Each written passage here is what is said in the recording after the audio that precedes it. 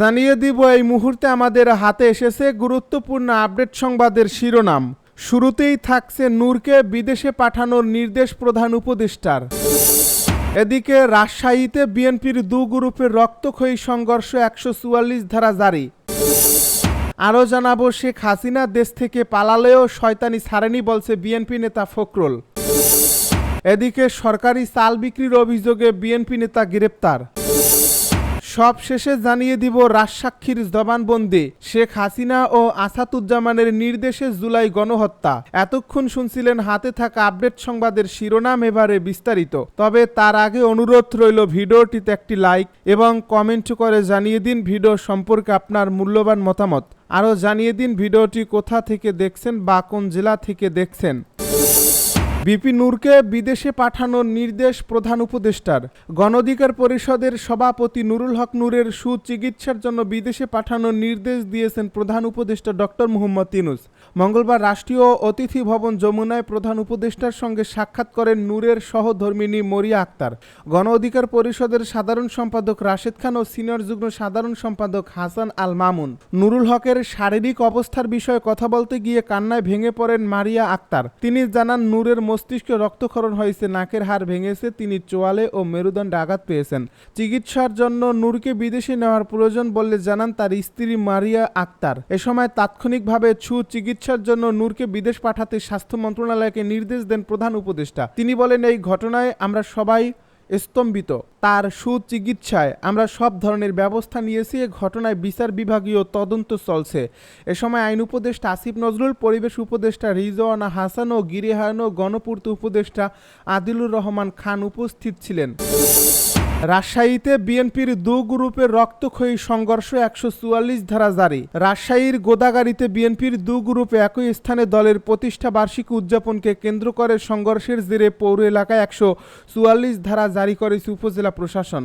মঙ্গলবার বিকেল ৫টা থেকে বুধবার রাত ১২টা পর্যন্ত এই সিদ্ধান্ত কার্যকর থাকবে। প্রত্যক্ষদর্শী সূত্রে জানা গেছে, গোদাগাড়ীতে বিএনপির দু গ্রুপই প্রতিষ্ঠা বার্ষিকী উপলক্ষে মঙ্গলবার সমাবেশে ডাক দেয়। একই স্থানে দলীয় কার্যালয়ের সামনে এই নিয়ে উভয় পক্ষের মধ্যে উত্তেজনা ছড়িয়ে পড়ে। মঙ্গলবার দুপুরে দুপক্ষের কর্মীরা মুখোমুখি হলে সংঘর্ষ বেঁধে যায়। এতে উভয় গ্রুপের অন্তত ৪ জন আহত হন। আহতদের স্থায়ীভাবে চিকিৎসা দেওয়া হয়েছে। পৌর বিএনপির সভাপতি মোহাম্মদ মুজিবুর রহমান বলেন, আমরা বিএনপির প্রতিষ্ঠা বার্ষিকী উদযাপন উপলক্ষে বুধবার সমাবেশের জন্য অনুমতি নিয়েছি, কিন্তু অন্য গ্রুপ আমাদের পরে একই স্থানে সমাবেশের অনুমতি নিয়েছে।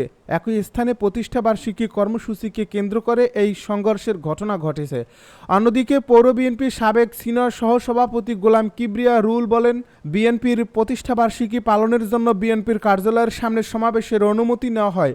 অন্য গ্রুপ একই জায়গা নির্ধারণ করায় গণ্ডগোলের সৃষ্টি হয়েছে। এতে আমাদের কর্মীরা আহত হয়েছেন।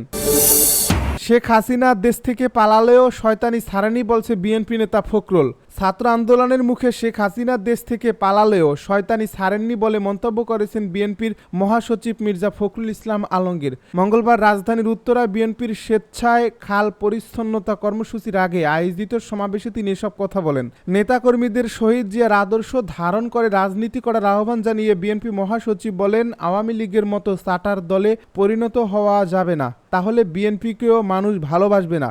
দেশের স্বাধীনতা ও সার্বভৌমত্ব নিয়ে কোনো আপোষ হবে না উল্লেখ করে তিনি বলেন, শেষ রক্তবিন্দু দিয়ে হলেও স্বাধীনতা সার্বভৌমত্ব রক্ষা করব, এখানে কোনো আপোষ নয়। বিএনপি নেতা মির্জা ফখরুল ইসলাম আলমগীর বলেন, ছাত্র আন্দোলনের মুখে শেখ হাসিনা দেশ থেকে পালালেও শয়তানি ছাড়েনি।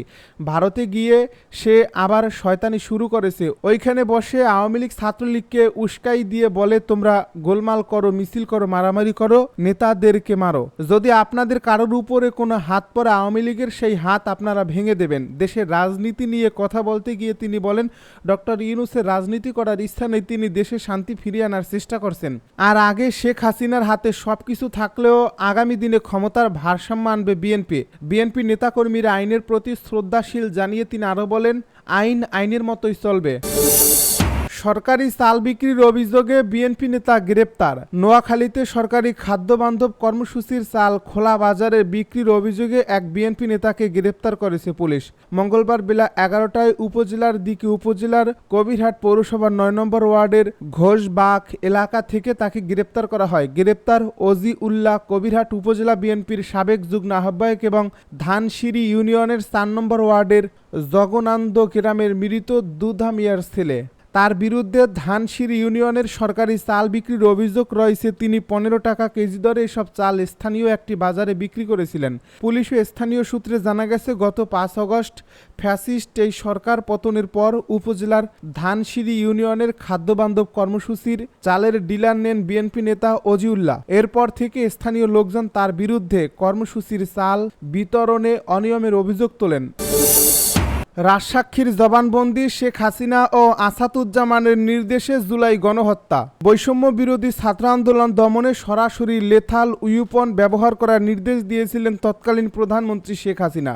এই তথ্য সুনির্দিষ্টভাবে জবানবন্দিতে উল্লেখ করেছেন তখন পুলিশের মহাপরিদর্শকের দায়িত্বে থাকা চৌধুরী আব্দুল আল মামুন।